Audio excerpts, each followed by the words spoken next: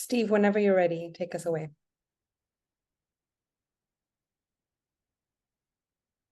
Okay, we're all ready.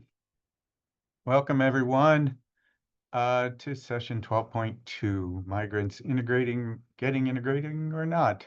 My name is Steve Bertman and I'm with the Climate Change Working Group at Western Michigan University. I'm very happy to welcome you all to this session and to the symposium. I hope you've had a chance to see previous sessions, and if this is your first one, a special welcome. We know that that climate migration threatens to be a significant problem for the future that the world needs to be prepared for, and this important symposium is helping to address the issue head on and to bring together international experts who can explore how to build institutional capacity for supporting climate migrants. We're very glad that you're here to be part of this conversation. A few housekeeping notes before we get started, and I introduce our speakers. Number one, just a reminder that this session is being recorded. Each speaker will have 15 to 18 minutes to present to you. The chat function is disabled, but we're really hoping to have a vibrant discussion. There should be lots of time at the end of the presentations. If you have questions or comments, please put them in the Q&A box. Do that at any time.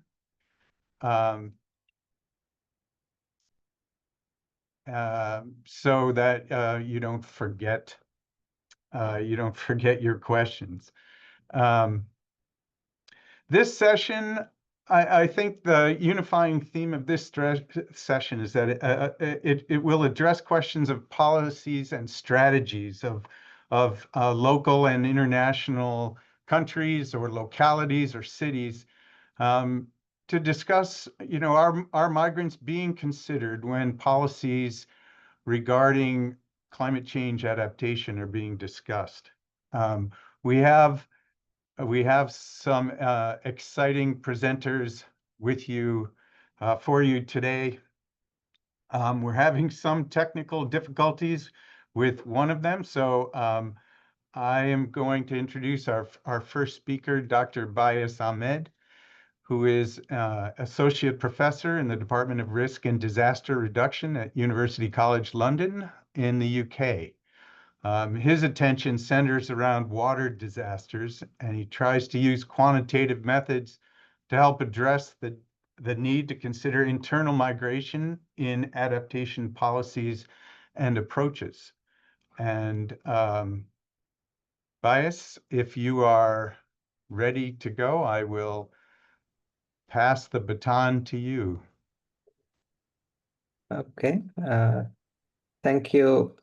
The researches which were happen in before, so these zones all high landslides prone areas and mountainous. This is the research which were done by this mentioned people, Lalam Shano and his friends made this. So by telling this story, I was just to answer this, to explore how local environmentally support adaptation, to demonstrate the use of GIS and remote sensing in mapping stress and migration spots, to integrate both indigenous and scientific knowledge for better decision, to share insights from community engagement in Garaswezura Orada, which is the thematic area of this study. So the study area and field works location Damble Osakabele in Garaswezura Orada, which is Gamo zone, as I told you before, in the southern part of Ethiopia, which is the nearest to in the Gofa zone, which where landslide was happened. So period in this under Dot Ethiopia with collaboration of GIS Forest for Future program and in collaboration with Arvamch University. So the methodology here, participatory action research, PAR process, engage with 11 working group members. So this PAR action research, it's a participatory action research, which includes the wider community. So in the process, there are 3 categories, 3 parts of this group is participating in the participatory action research.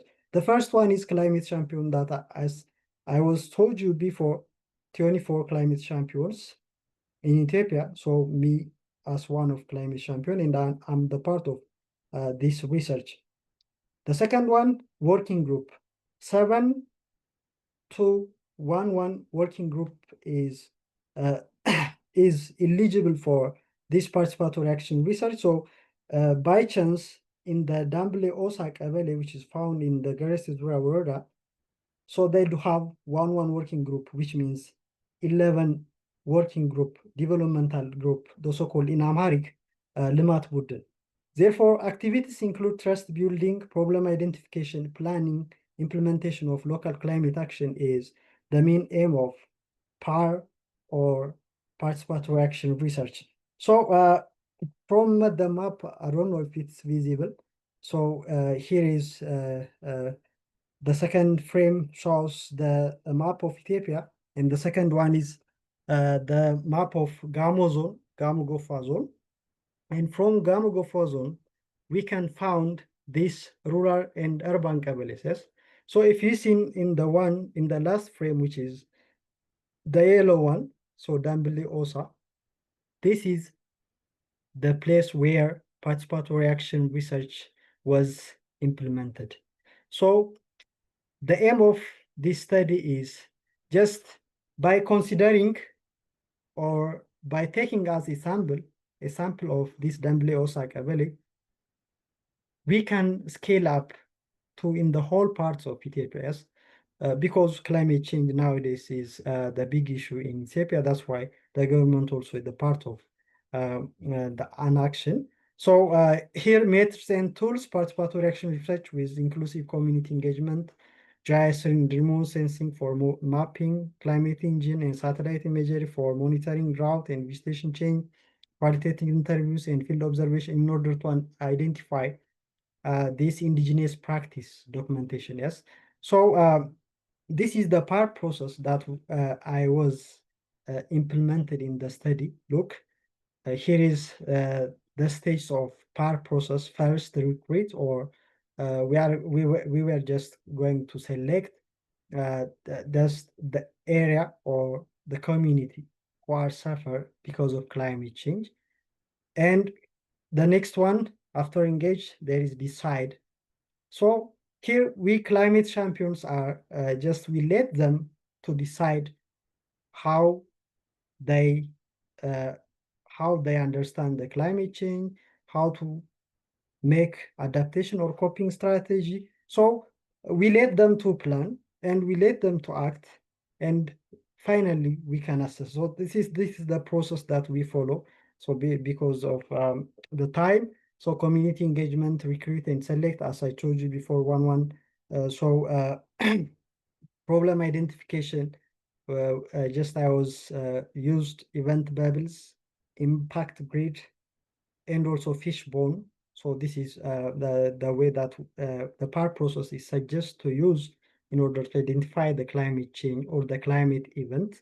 And planning stage, they let them to decide and to plan and to implement this. So this is how it was going on. So there is a step by step here is.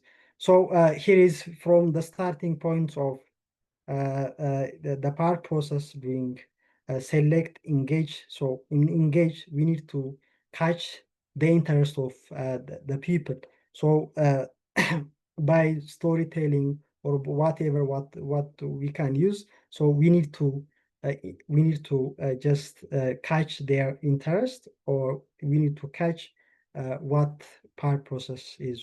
So this is the way that under the decide stage, as I told you before, event bubbles diagram, impact grid, fishbone diagram. So the key climate problem they were identified was deforestation, soil erosion on highlands, uncontrolled water logging in lowland farmlands of the Dambele Osaka Valley was identified.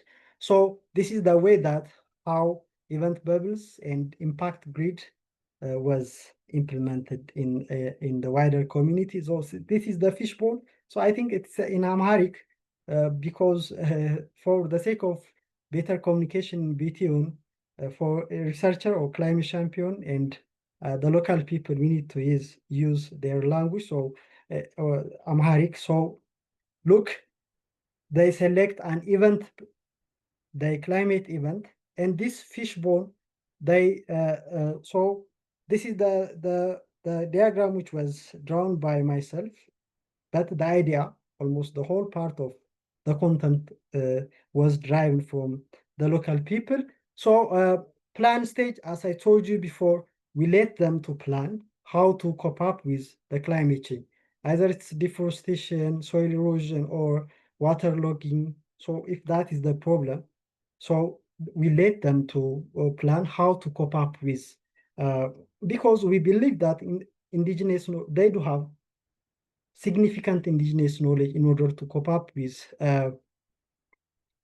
climate change, because migration is one of the effect which is affected by climate change. So after just I was the one who write the paper, but the idea is from them. And during ACT stage, finally they identify in order to tree planting on degraded slopes, building soil terrace and drainage channels, awareness campaigns for suitable land use. So this is the characteristics of the Damble Osaka Valley topography. It's the full of highlands and lowlands, and the same as true for the topography of Ethiopia. The topography of Ethiopia is almost 56% of the topography of Ethiopia is highland, and the rest 44% is plain. So look, in the highland parts of Ethiopia, there the economic activity of the people, and there are in different factor. There is deforestation, there is soil erosion because of slope when the rain is raining, so that the soil is exposed for the risk of soil erosion. So in the plain surface, there is also waterlogging problem and drainage problem. Yes, therefore they will act on this. So that's why I want to scale up this research towards Ethiopia. So this is pictures where took during action stage. So the one who wear the white shirt here from two boys is mine. So this is how. So if you see in the topography of the Kabale, so it's surrounded by just in highlands. Yes, no highlands. So if you go to in the lower part of the Kabale, it's surrounded by plains. So that's the best characteristics which reflect the Ethiopian topography. So reflect and share PAR working group present result to the wider community, but this is not done by climate champion, yes, because it's done by only working group or those selected one working group. So inclusive participation of women and youth, and the participation of older people or aged people, because we need to generate their indigenous knowledge. So the collaboration of women, the collaboration of youth, because youth are responsible for the next generation who sustain the climate change. So I think let me show you how it affects the climate change affect the migration. Environmental challenge I defend through PAR deforestation. So this is the deforestation, and this is the soil erosion, and this is water logging problem. So this is the 3-1 is selected, and let me show you the effect. Sorry for my hurry. Look, under environmental or climate related climate changes here. So environmental stress or deforestation, soil erosion, and water logging is a problem. So this leads to reducing livelihoods or agricultural production. So it leads for migration. This is the diagram that I have. So sorry for just I have more PPT. So I'll finish within 2 minutes. So here is climate change, environmental stress, as I told you before, in the Damble Osaka Valley, deforestation, loss of vegetation, soil erosion, loss of fertile, waterlogging, poor drainage, flooding. So this leads to reduced livelihoods, low farm yields, food insecurity, and finally, they pushed to leave their original place, which were living for for the long period of time. So that's exposed for the risk of migration, because migration was caused by both push and pull factor. So the push factor was one of the climate change. So I believe that there are different factors for migration, but in Ethiopia, climate change is the most, it takes the lion's share of its proportion. Yes. So this is Damble Osakabale, key environmental problems, deforestation, soil erosion, water logging. So local actions, or the action that they were take, tree planting, terracing, drainage improvements. So this is deforestation, soil erosion, and water logging reduce agricultural productivity. It's clear. So it reduces yields, push rural family to migrate for income insecurity. Land degradation, high land deforestation, increased runoff, plain flooded due to poor drainage. So degraded land force displacement as livelihood become unsustainable. Indigenous knowledge, traditional terracing, agroforestry, and water harvesting proved effective in adaptation. So strengthening local system, reduce forced migration by improving resilience. Power process increase local ownership and problem solving capacity. So empowered communities are less likely to migrate reactively and can plan mobility strategically. So I believe that migration should be one part and parcel of adaptation technique. Yes. This is I think it takes I'm taking too much time. So here is my recommendation. I want to scale up community-driven restoration, afforestation, and drainage, soil and water conservation technique in the whole parts of Ethiopia. So enhance local capacity in GIS and climate data interpretation, integrate indigenous knowledge into environmental policies, foster cross-sectoral partnership among academics like Arvamich University, NGOs like Ethiopia, GIZ, and VITA, and local government like Abale Woredas and zones for migration resilience. And finally, I think it's better to acknowledge Ethiopia and Arvamich University, Damble Osakabale Community University Zura Woreda, and Climate Migrant Symposium. So organizers. So here is what I have. Thank you very much. Okay, thank you so much, Aweke. The timing is getting to be kind of tight, and it's unfortunate because there's so much rich information here that we'd love to see. So hopefully we'll get some more out in the discussion after our final presentation, which will be given by Dr. Ritvika Basu, who holds a PhD in human geography from Durham University in the UK. She studies how urban institutions can better incorporate climate migrants into adaptation planning, and tries to reframe the dialogue around climate migration to encourage empowerment of effective conversations, which I am fascinated to hear about. So, Dr. Basu, the floor is yours. Thanks, Steve, for the introduction. Let me just quickly share my slides.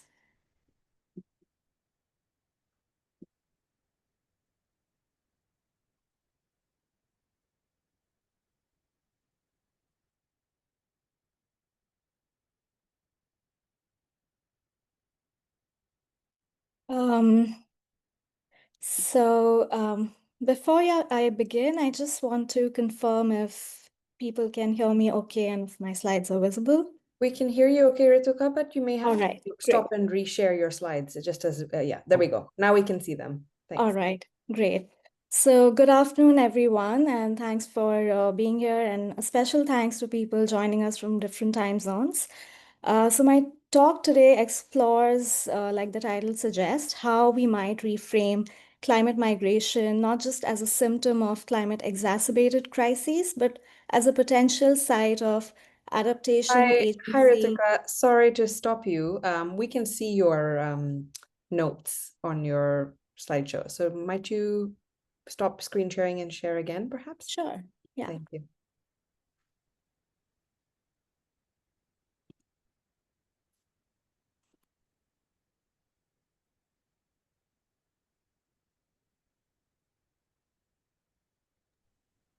Or use slideshow, then it will be okay. Yes, sorry, yeah. When I'll- you share, click slideshow, then it will be fine. So you have to click twice. Share.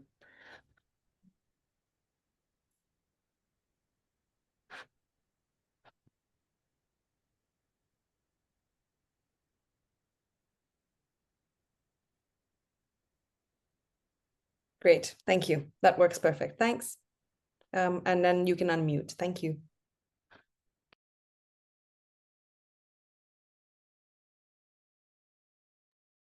Yeah. So, sorry. Is that fine now? Yeah.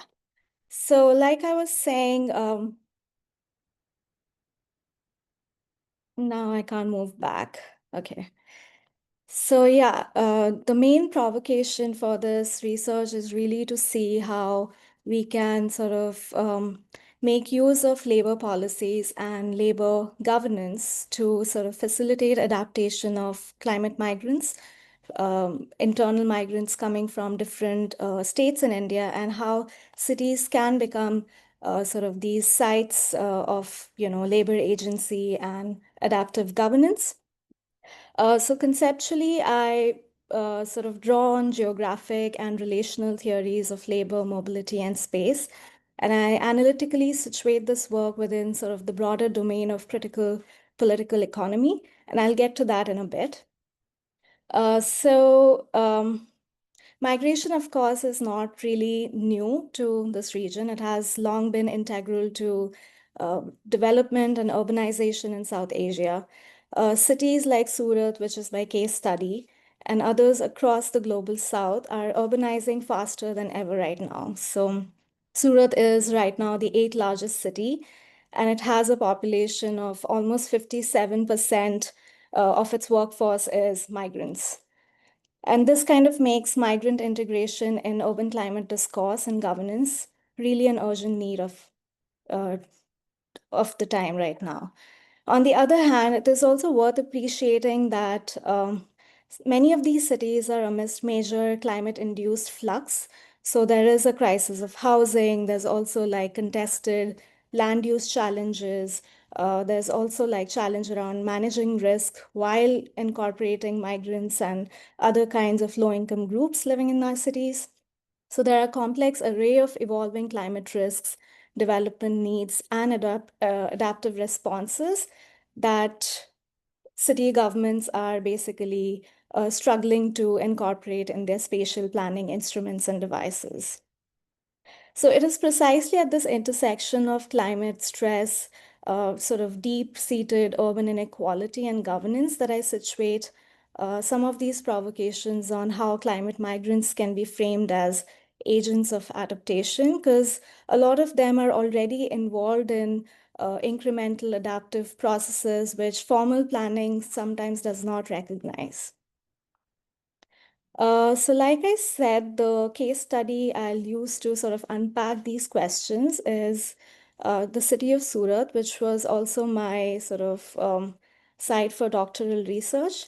This city over here, sorry, is located in one of the most industrialized regions of the country on the West Coast. And as the map indicates, in the next slide over here, this is also one of the highly most dense migrant regions in the entire country. So all these places which are marked in deep red are migrant sort of receiving regions. The vast majority of migrant workers who are coming to Surat are migrating from the eastern states of UP and Bihar, as well as Orissa and West Bengal. And many of them actually come from districts that are known as highly climate vulnerable. So they not only sort of experience seasonal floods and annual floods of different intensities and magnitudes, but are also increasingly facing heat stress and other kinds of emergent climate risks. And most of the migrants who come to Surat are employed in key industries such as textile, diamond, gemstones, petrochemicals, and a fast expanding gig economy. So again, just to like situate the kind of migration we are talking about in the context of the regional political economy, this is primarily circular in nature, which means there are, seasonal sort of mobilities that intersect with more long-term movements. Migration is known to buffer climate and livelihood risks in predominantly agrarian and high climate vulnerable regions from these migrants tend to come. In sort of the climate adaptation literature, migration has already been sort of classified as a risk diversification mechanism, and it's increasingly becoming a form of autonomous adaptation, which makes labor mobility and migration a crucial lever for sort of planned adaptation across geographies, but also potentially one that can link social protection and labor governance in different states within the country. Demographically, we see this kind of migration comprising mostly of male migrants, moving from small towns to big cities and other smaller towns, or from rural areas to big cities like Surat.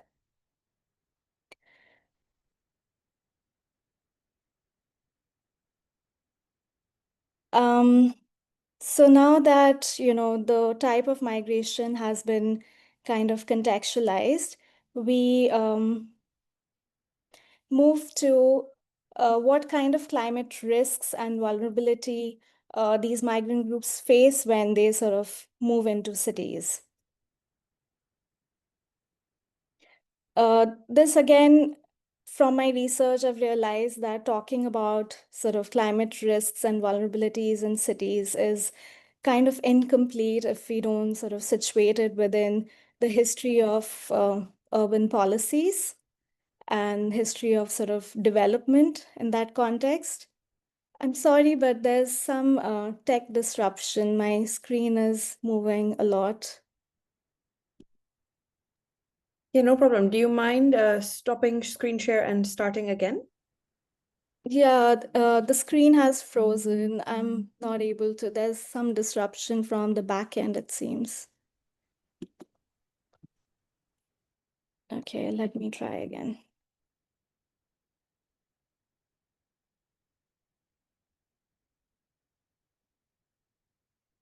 Okay, I'll have to log back in. The screen has completely gone. Okay, in the meanwhile, would you like to send your presentation to me and I can share it for you? Thank you, everybody, for dealing with our technical difficulties. Well, while we wait, maybe we could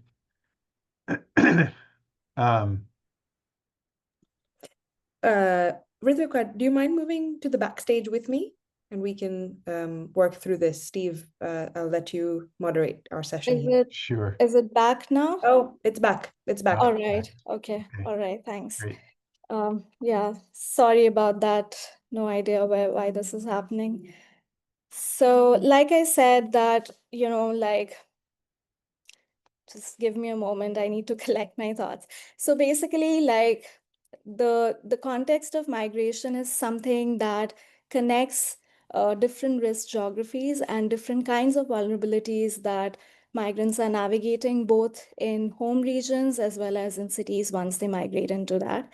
And so mobility is one form of adaptation that connects risk geographies, which means it also connects stakeholders and decision-making entities that are involved in different kinds of risk governance and adaptation governance, both in the source region as well as in the receiving region. And one of the key actors that are under-examined in adaptation literature, which I emphasize in my research is the role of labor markets, because labor markets play a huge role in shaping the direction of flows and also like the magnitude of adaptation and who goes where and spends how much time where. Just to briefly go over like the climate risk context in Surat. Surat is a coastal city, right? So it's located along a river, Tapi, as well as it's on the west coast, on the coast of Arabian Sea. It's exposed to different kinds of flooding, monsoonal, riverine. It's also highly prone to urban flooding, flash floods, as well as sea level rise. And increasingly, Surat is facing heat stress. And because of its high labor population in the informal economy, heat stress is one major source of morbidity as well as mortality in the recent times. So in terms of intensity, just to give a sense of the extent to which the city is vulnerable, 90% of the city has been affected by flooding in the last 10 years. And 20% live in very low-lying, flood-prone areas. But the interesting part is from the maps you can see these yellow bubbles are informal settlements that are located in the prime economic zones of the city, where the textile market and the diamond market is. And this also happens to be the most climate vulnerable sort of zone of the city, which is clear in the map below. So the red shaded part is the part that was very badly affected by the 2006 flood. And needless to say that within the informal geography also, there's a huge intersectionality playing out and shaping how different working communities are exposed to different climate risks, as well as how they're able to cope and adapt. And increasingly, what we are seeing is minority groups, specifically Muslims and lower caste communities within the informal setting, are prone to immobility, which means they're not able to move out unless, formally sort of relocated elsewhere, which usually doesn't happen because they're not high up in the informal economy as well. To briefly talk about institutional resilience in Surat. So resilience interventions are not spatially sort of evenly spread out in the city. What we see is the areas of the city that are mostly targeted for interventions happen to be the same zones which are also economically quite significant. So low-lying informal settlements within and in and around the textile zone, and different kinds of land use which falls within the sort of the gambit of informal use is right now the prime focus for some kind of upgradation or formalization. So land and housing under informal use is typically governed through multiple city frameworks. So there are different frameworks around urban renewal, development, affordable and social housing, basic services, and economic financialization policies that together sort of come together and form this resilience governance framework. And of course, disaster risk management being the overarching institutional home.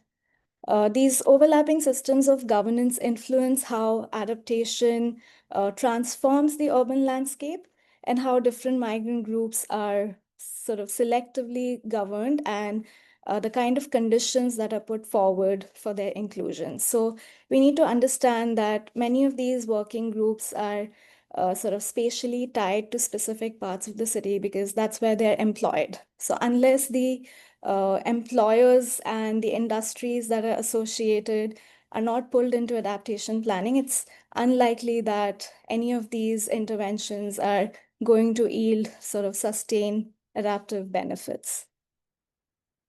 The deeply systemic and structurally intertwined relationship between informality and climate migration is largely shaped by sort of the local political economy of land and how different spatial stakeholders sort of define where settlements come up and for how long.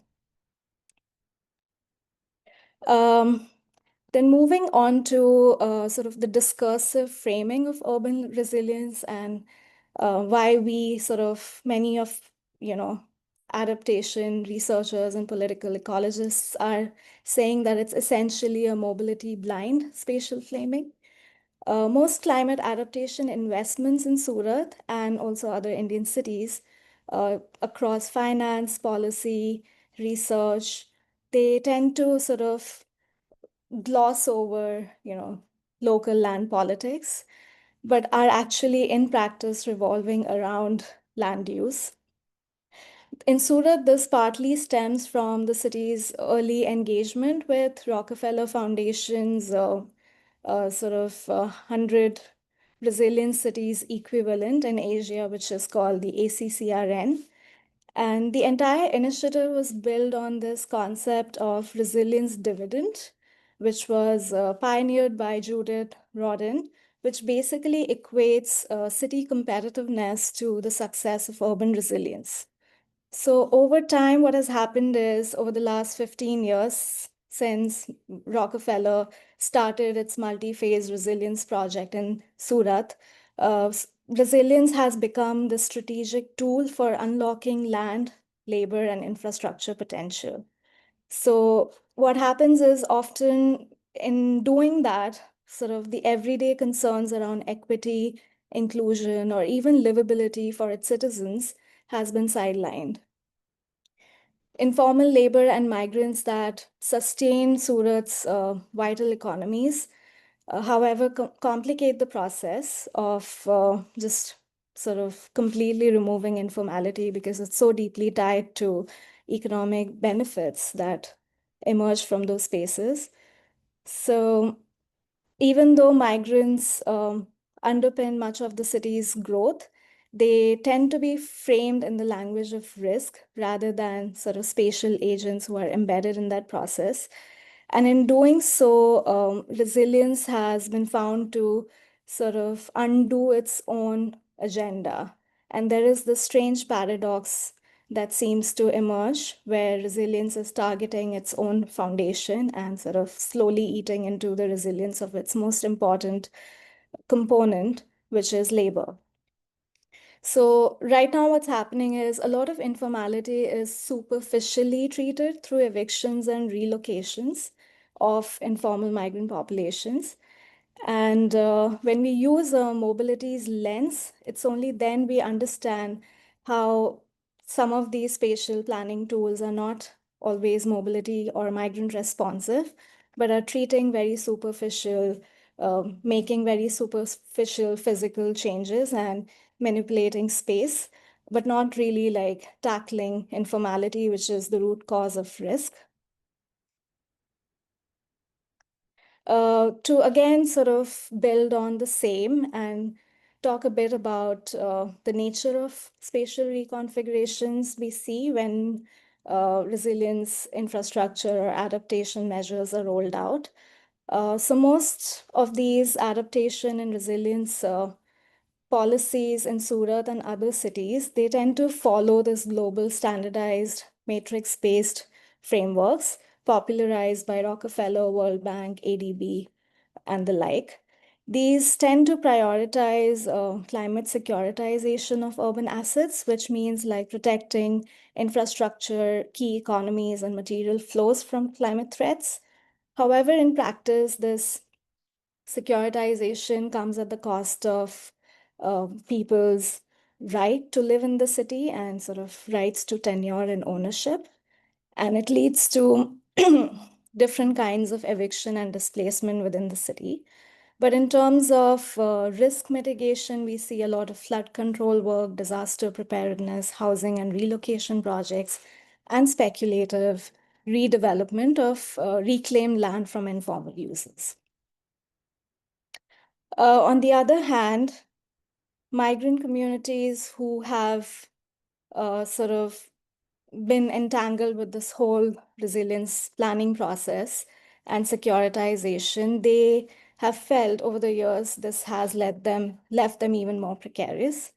It has also opened up the space of adaptation and climate planning to a range of competing, profit-driven spatial actors whose politics over land is increasingly shaping how, where adaptation is pursued, but also at whose expense. So this has kind of generated skepticism around climate initiatives in the city. So every time there are like agencies walking into informal settlements wanting to talk about climate change and adaptation, people are not very willing to engage anymore because their experiences in the past have not been very positive with this community of practitioners. I also found that evictions carried out to create climate resilient infrastructure were not always followed by planned relocation. So in some cases, communities that were evicted were housed in areas outside the city. But a lot of times they were just internally displaced and left to their own devices. So this housing project, where I conducted some of my interviews, um, comprises of almost 10,000 people who have been evicted and internally displaced because of resilience infrastructure in the last 10 years. In many cases, they said that the real estate market did step in when the state was not able to provide housing, and it took them almost 10 to 15 years to get access to social housing. But when the real estate market steps in to sort of fill that gap, it often turns displacement into an opportunity for expanding the affordable housing market. But this kind of relocation takes people several miles outside the city and tends to follow market timelines and investor priorities rather than social or adaptive needs of communities, or even sort of sticking to resilience building codes and land zoning policies. Many resettled families now face newer forms of precarity, like getting into even more precarious forms of work, self-employment without any support, rising school dropouts, political disenfranchisement, and a visible decline in women's participation in the workforce, among others. Much of this, as I understood, comes down to spatial disconnection, the loss of vital economic networks, visibility, and belonging for groups who were already marginalized before displacement. Many remain burdened by housing debt, but without secure tenure, because fundamental to sort of relocation, where the state plays a huge role, they also retain the right to relocate again as real estate interest shifts in the city. So this really challenges the idea of resilience as a spatially neutral or even purely technocratic process. In Surat, the meeting point of resilience and labor reveals a deeply negotiated and political landscape, and where adaptation is kind of embedded in contestation over land, labor, and migrant citizenship. And because of the kind of negotiations I observed through my research in adaptation, but which basically boiled down to the study of land economy later, I also found that migrants as a heterogeneous group is far from this passive recipient of climate adaptation as portrayed in a lot of policy documents. Through their labor, social networks, and spatial practices, they're actually at the front lines of building urban resilience and sort of informal governance of resilience. They are actively building, constructing makeshift housing when housing is not available, maintaining supply chains, and also like leading post-disaster recovery when disaster governance, disaster communication, risk communication is not always available. Informal settlements, despite their vulnerabilities, are frequently sort of coming together and demonstrating stronger cohesion and social capital. This was very evident during the COVID-19 pandemic, and a lot has been written after that on how informal settlements social cohesion is actually a resource for the city in sort of disaster or crisis governance, which is kind of untapped right now. There are informal systems of information sharing, there's mutual aid floating around, collective action, and quicker disaster recovery. However, in the absence of formal safety nets, we see labor structures also mobilizing support. There are migrant associations, for migrants from different regions. So there are Bengali associations, there's Gujarati Migrant Association, and sort of regional linguistic identity-based groups.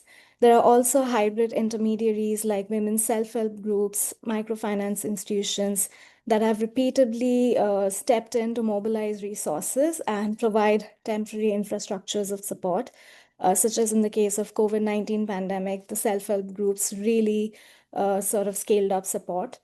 These collective efforts sustain both labor reproduction as well as economic security and community protection for populations excluded from formal safety nets. Strengthening such spatially embedded practices like labor unions, cooperatives, and community infrastructures offers a cost-effective, mobility-responsive form of resilience, which is not yet integrated into formal adaptation and resilience, city resilience plans. And this is perhaps one area that sort of needs more case documentation, more analysis, and more sort of qualitative research on. So basically, this highlights that migrants' everyday spatial agency is quietly but powerfully shaping how communities, working communities, understand their own adaptive capacity in ways that institutional resilience often doesn't recognize. I hate to interrupt now. I just want to make sure that we have some time to discuss. We've got about 12 minutes or so. Sure. So if Yeah, we it's the last slide. So wrapping up, what I really want to highlight is that migrants, even though like in informal economies, they are critical spatial actors. They are sort of political economic actors, and recognizing that in adaptation planning just changes the way we understand climate migration, and we sort of place more agency and capacity in that framing. And basically, it's just a call to reframe climate migration from a labor perspective and understand that it's a huge source of relational agency. And it's also one that can sort of bridge cross-scalar institutional reconfigurations and governance structures. Thank you. Great. Thank you so much. If everyone could come back on the screen. Would love to ask any of the presenters if you have questions or comments or suggestions for each other.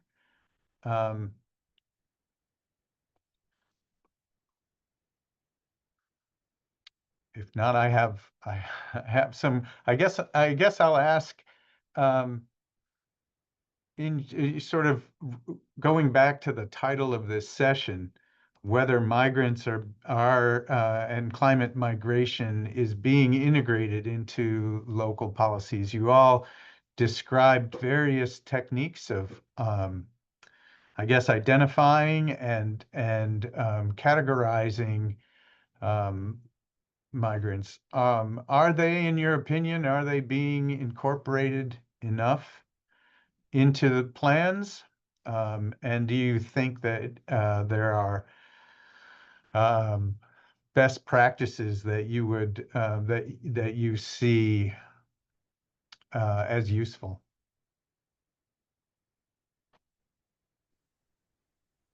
Go ahead, Yes, Bias. I can start. Thank you, Steve. Thanks to other speakers for your powerful presentations. Yes, in the context of Bangladesh, I can tell you, we have government-approved national policy on climate migrants, but we call them internal migrants first. because a lot of people also migrate cross borders for mostly for economic purpose. So that's we have different policy and very strong policy. We have everything is written there, what should be done. But the thing is, every year millions of people, even if you consider 4% climate migrants out of all those 10% internal migrants, that's even at least 4 to 5 million people I'm talking about. And then when these people, mostly they migrate to urban areas for better opportunities, but because they have been struggling in their place of birth or origin, whatever you tell it, due to recurrent disasters, and they're failing to cope and adapt in that situation. Because I think that's not a huge number, because remember 90% people permanently stay in their area of origin. But for a country like Bangladesh, it is even most of the people do not move. Even those 4 to 5 million people every year. Remember, next year another 4 million. Next year another 4 million. And it's piling up. And World Bank's prediction is 13 million by 2050. But I think this number is even will be higher. So we have policies, but mainly we're still struggling because you need to provide them with facilities. When 4 million people enter into top 5 destinations, then because they lost there's a house there. If you remember the photographs, like they had a tiny tin shed house there they used to live, and that's entirely destroyed. And mostly they are landless, and they do not have any other, like in our fancy house, we think about, we have nice chair, table, laptop, mobile phone, bookshelf, we have so many things. But if you remember the photographs, it's like bare minimum things they have. When it is destroyed, it's all gone. And they are landless people, highly dependent on agriculture, like day laborers or fishing. And then when they move to, let's say, the capital, and then you need to provide everything for that person, house facilities like water supply, electricity, where they accommodation, health, this pressure on the hospital. So it's just a whole lot challenge. I mean, just Yeah. having a policy is not good enough. Thank you. What do you feel like you've seen a change over time in the approach to the? I understand what you're saying about the policies are not enough. Resources are key. I think you've all touched on that. Is there any? Have you observed a change in the approach to policies or strategies over time? Yes, I'll open that to any of you. Quickly, 1 minute. Yes, the policy was approved in 2020 and then in 2022. So, I mean, it is new. I mean, no one talked about climate migrants. It's a very new topic, even globally. Although highly debated in other countries, they do not recognize, but we recognize in your country because we face it. Probably it's not applicable for, I don't know, US or Canada. I don't know too much about those countries, but we have policy, new policy, because it's a new type of problem we're facing. But it requires huge resources, as I said, to implement the policy into practice. I mean, I'm talking about billions and billions of US dollar. Thank you. But things are changing towards supporting, acknowledging, okay, these people are climate migrants and they need support. So things are changing towards recognizing them right now. We recognize, as a government of Bangladesh, climate migrant is recognized. So recognize them, you're a climate migrant, and government is trying their best, but of course we need more. Thank you. Right. Oh, Go ahead, Dr. Basu. Yeah, I just wanted to add an interesting anecdote that sort of really shows how cities are equally reliant on this kind of labor. And it's not just people out of desperation, sort of undertaking this kind of distress migration to go and live in the cities. So during the COVID-19 pandemic, there was a major return migration. So a lot of these labor populations, they went back to their villages and towns. And as a result, the industries were really in a fix. Like they had to come up with housing policies just to like bring them back and stabilize the population.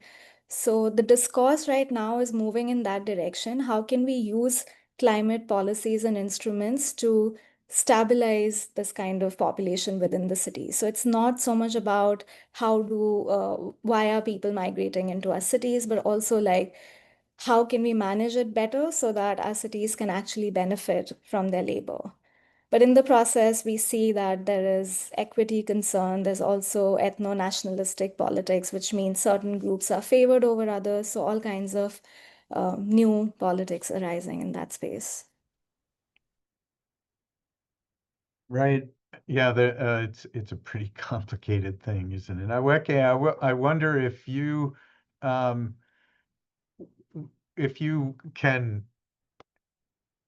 guess about your ability to recruit the people that you recruited in your project if you had tried, say, 10 years ago, if there would be a difference in the receptiveness of the people that you recruited. Yeah, for sure. Because I did a longitudinal analysis of Surat's resilience journey. So initially, when the project started, like ACCRN's work started in 2006, right after the flood. Dr. Vitwar, sorry for the interruption. I think the question is mine, if I'm mistaken. That I was directing it at you, yeah. But Yeah. Oh, sorry. Can Please. you, okay, no. Can you repeat the question, please? Just yeah, I'm wondering about the receptiveness of the people that you recruited and whether how easy was it to recruit them, and would it have been more or less easy 10 or 20 years ago to recruit people into your program? okay. And So looks like we have about one minute left yeah, in yeah, the session.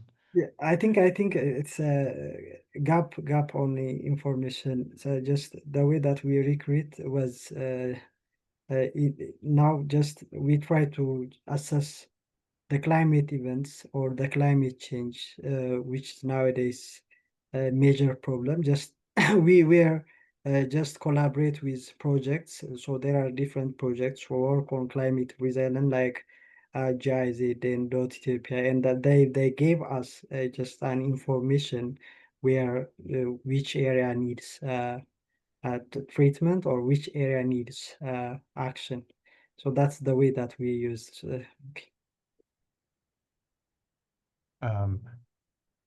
Well, great. There is one question in the Q&A if someone wants to try and answer it, but I think I'm supposed to wrap up the session now, and thank you all for your great presentations, the work that you're doing, the care that you have, that you bring to this work, your willingness to sign on in the middle of the night. And I wish you all the best of luck in your future work. And I don't know how do we end this now? Do we go backstage? I'm not sure. Karishma, do you want to give us some Thanks to the guidance? participants also. Thank you for listening to us. Thank you, everyone. Thank you. Thank you. Thank you, everyone.